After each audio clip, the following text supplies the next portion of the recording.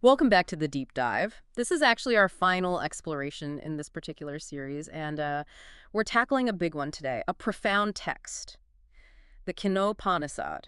It's short, but incredibly deep. Right. It asks this fundamental question about, well, what makes you you? What's really animating everything? Exactly. The Kenopanishad isn't really asking how the eye works, the mechanics of it, or how the brain thinks.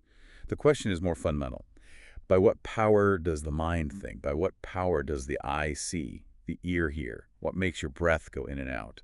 So not the instrument, but the power behind the instrument. Precisely. The ultimate director, the source. And for this final deep dive, we're grounding ourselves entirely in the sources you shared, specifically Swami Viditatmananda's teachings on the Kina, really focusing on Sri Sankara's commentary as he brings it out. Yes, our mission today is really to distill that core message, to pull out the key insights from Sankara that Swami Viditatmananda emphasizes, and give you a clear, a really solid grasp of this Upanishad. It's definitely not light reading, is it? We're talking about the deepest levels of reality of ourselves. It is deep, but Yeah. we'll navigate it. Let's unpack it Okay, so where does it start? That big question. right at the beginning. Verse 1. It asks exactly that. Kina. By whom? By what? Is the mind impelled? The breath directed? The speech spoken? The eye and ear activated? And the sources mentioned this isn't just a casual musing, right? There's a sense of readiness needed. Yes, Swami Viditatmananda highlights this. It comes from Jinasa Yojata, a certain fitness or qualification for inquiry. The seeker is prepared for this depth. And the answer comes pretty quickly, doesn't it? Verse 2. It does. And it's powerful. The Upanishad says, it is Brahman, the ultimate reality. Yeah. Yourself's the Atman. And then it says something really interesting. Brahman is the ear of the ear, the mind of the mind, speech of speech, life of life, eye of the eye. Okay, ear of the ear. What does that actually mean, according to Swamiji and Sankara? It's crucial. Hmm? It means Brahman isn't something perceived by the ear or grasped by the mind. It's not an object for these instruments. Instead, it's the very principle of consciousness, the awareness itself, that empowers the ear to hear, the mind to think, the eye to see. It's their enabling principle. Ah, okay. But that immediately throws up a challenge, doesn't it? Hmm? If Brahman is the power enabling the mind and senses, how can those same instruments turn around and know Brahman? Exactly. That's the crux. Our normal way of knowing involves making something an object. Right. I see a cup, I think a thought. Precisely. But Brahman, being the ultimate subject, the very knower, the awareness, well, it can't be turned into an object like that cup. The Upanishad says it clearly. The eye doesn't go there, speech doesn't reach it, the mind cannot grasp it. Which leads to that famous sort of mind-bending line later on. The paradox, yes. In section 2, it is known by those who do not know it. It is unknown by those who know it. Okay, help us with that one. How do Swami Viditatmananda and Sankara explain that? It sounds contradictory. It does, but it's about the mode of knowing. Swamiji explains, following Sankara, if you think you know Brahman, like you know any other object, like you've grasped it intellectually, defined it, put it in a box, then you don't truly know it, because it isn't that kind of object. Okay. But if you understand that Brahman cannot be known as an object, if you grasp its nature as the non-objective subject, then you know it. It's a different kind of knowing, a realization, really. A realization as the subject, not knowledge of an object. Exactly. And this is where Sankara's genius truly shines, as highlighted in the sources. This leads us to the concept of pratibodha viditam. Pratibodha viditam. Okay, that sounds important. What does it mean? It's central. It means known in every act of knowing, or maybe better, consciousness revealed in every single cognition. Ah, so it's not like finding a new thing, but recognizing the awareness that's already present in every experience. Precisely. That's the core insight. Brahman isn't something out there you need to attain, or some new information. It is the pure consciousness that is intrinsically present, self-revealing, in and through every thought, every perception, every feeling you have. It's the awareness by which I'm hearing you now, by which I'm thinking about this. Yes, it's the fundamental knowing principle itself. It illuminates everything else, all the objects of your knowledge, but it itself is never an object. Like that analogy the sources use light. Exactly like light. The eye sees the world because of light, but it doesn't see light as just another object alongside the chair or table. Light makes seeing possible. So Brahman is like the light for all our mental and sensory experiences, always there, the enabling principle. Right, and this Brahman, this Atman, this self. The sources describe its nature using some key terms. These help us understand what it is by often pointing out what it is not. Okay, what are some of those? Well, first, it's Swayam Prakash. Self-effulgent, it illuminates everything else but needs nothing to illuminate it, like the sun. Self-luminous. Okay. Then, Nirvishesha and Nirvikara. Without attributes, without qualities you can pin down, and without modification, without change. Wait, unchanging? Even though my thoughts and feelings are always changing. That's the profound point. The content of consciousness changes constantly, thoughts, sounds, sights. But the underlying awareness, the consciousness itself, that is steady, unchanging. It's the screen on which the movie plays. Wow. Okay. What else? It's nitya, eternal, without beginning or end, birth or death. And it's the sakshi, A witness. the witness. Like an observer. Yes, the detached, uninvolved observer of everything mind, senses, body, world. It enables their functioning but remains untouched, unaffected by their activities or changes. And finally, the substratum. Yes, the underlying reality, the unchanging ground upon which all the changing phenomena, the entire universe of names and forms, appear to be superimposed, sort of like images projected onto that screen. This superimposition happens because of ignorance about our true nature. And the Upanishad connects realizing this Brahman, this self, with immortality. Amritatvam. It does. Kina 2.4, 2.5.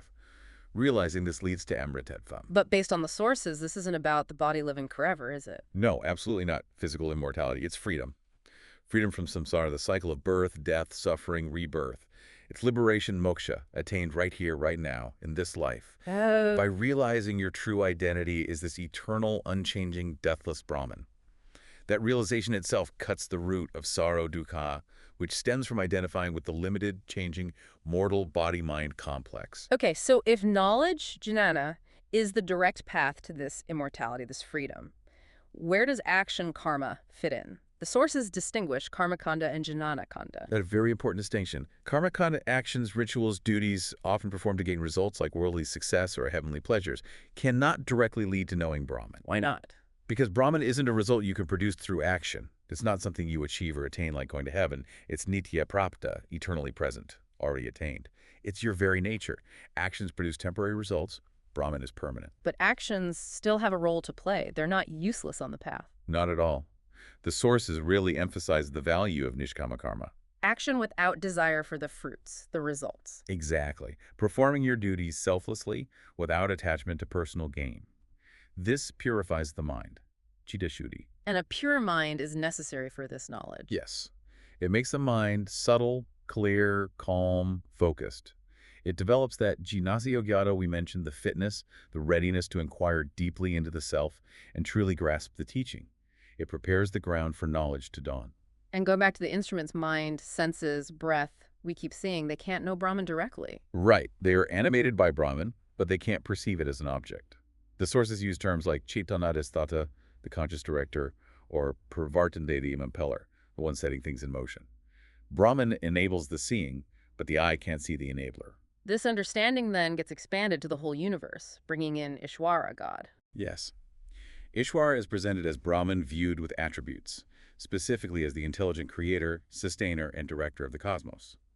While the ultimate reality, Brahman, is beyond attributes, the sheer order, complexity, and lawfulness of the universe points towards an underlying intelligence. And the sources say we can infer this. It's not just scripture. Correct. It complements the scriptural authority. Hmm.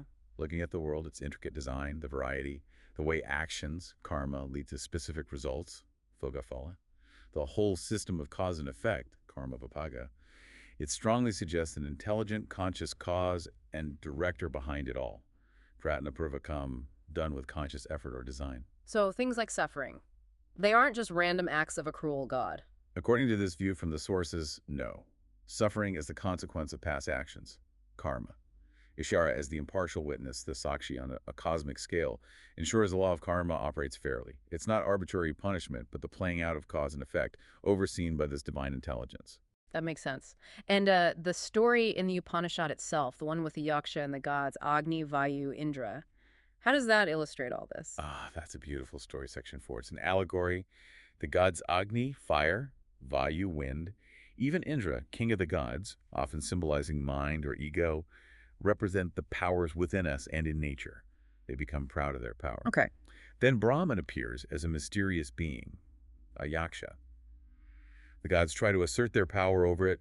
Agni tries to burn a straw. Vayu tries to blow it away, but they fail completely. Showing their power isn't actually theirs. Exactly. It's derived, borrowed from Brahman. Their power depends on Brahman. The story shows Brahman is revealed not directly, but by demonstrating the limits of the gods, and by extension, our senses and minds' power. It points beyond them. And Indra eventually learns the truth. Yes, Indra persists and approaches Uma Haimavati, the goddess of wisdom, who reveals that the Yaksha was Brahman, the source of their victory and power. It highlights that knowledge often comes through recognizing limitations and seeking higher wisdom or revelation. So, putting this all together, how does one actually gain this knowledge of Brahman, this Atman, in practice? The sources consistently point to the traditional path. The primary method is agama, the authoritative teachings of the Upanishads, received from a qualified teacher, a guru or acharya who stands in a lineage, parampara. It's a transmission of knowledge, upadesha. And what about faith, Shraddha? Crucial. But it's not blind faith, and hasarada. It's an intelligent faith, a deep conviction born from hearing the teachings, shravana, reflecting on them, manana, and finding they resonate with reason and experience. It's trust in the path and the guide. And the Upanishad concludes by mentioning some supporting practices. Yes, absolutely. It lists tapas, which means austerity, self-discipline, focused effort, dhamma, control over the senses and the mind, and karma specifically, selfless action, nishkama karma. These are called the pratishtha, the foundation, the pillars supporting this knowledge. And it also mentions the Vedas and truth. Right. The Vedas are its limbs, providing the vast context and framework. And Satyam, living truthfully in thought, word, and deed, is its abode, the very atmosphere in which this realization takes root and blossoms. These disciplines purify you, making you receptive. So the ultimate message, weaving everything together from Swami Viditatmananda's teachings via Sankara in these sources, is that Brahman isn't out there. Not at all. That's the revolution in perspective. Brahman is your own innermost self, Atman. The culmination is the direct realization, Aham Brahmasmi, I am Brahman. And the only reason we don't constantly feel that way is ignorance. Exactly, avidya. This fundamental ignorance causes us to falsely identify adhiropa with the limited body, mind, and senses. We think, I am this body, I am this mind, I am happy, I am sad. This creates the sense of being a separate little self. Yes, a separate ego, constantly seeking pleasure, sukha, and avoiding pain, dukkha, in the world of duality, local snana. This false identification is the root of all fear and suffering. And the knowledge of Brahman removes that ignorance. It removes the ignorance, and the false identification dissolves.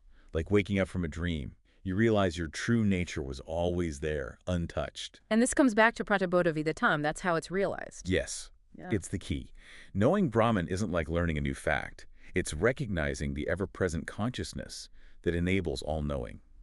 It's the direct, intimate realization that the fundamental awareness, the simple sense of I am, is itself that infinite, unchanging, blissful Brahman. It is known as the knowing in every act of knowing. Wow. Quite a journey we've taken just now. From that initial question, Kina, by what?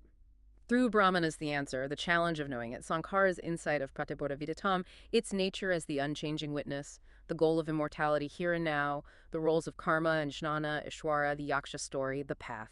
All drawn directly from those source materials, bringing out Swami Viditatmananda's exposition of Sankara's commentary.